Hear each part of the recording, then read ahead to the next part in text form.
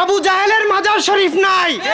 আবু জাহেল যেখানে বসবাস করত ওখানে এখন প্রস্রাব পায়খানা করা হয়। মুয়াবিয়ার মাজার আছে কিন্তু ওখানে গিয়ে মানুষ পাথর মারে। এবং আল্লাহ হাবিব সাল্লাল্লাহু আলাইহি সাল্লামকে পাওয়ার শিক্ষা আমরা আউলিয়া কেরামের মাজার থেকে পাই। ইমাম বৃন্দ, সাহাবায়ে কেরাম নবীদের সাথে যেটা লেগে যায় সেটার মর্যাদা বহু উচ্চ হয়ে যায়।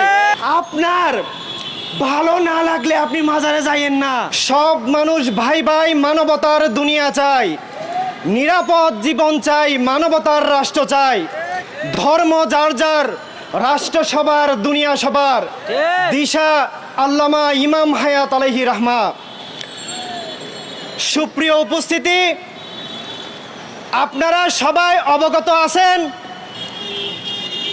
যে গত কয়েক সপ্তাহ ধরে, কয়েক দিন ধরে ইসলামের আধ্যাত্মিক কেন্দ্র মহান আউলিয়া কেরামের মাজার শরীফে হামলা করা হচ্ছে।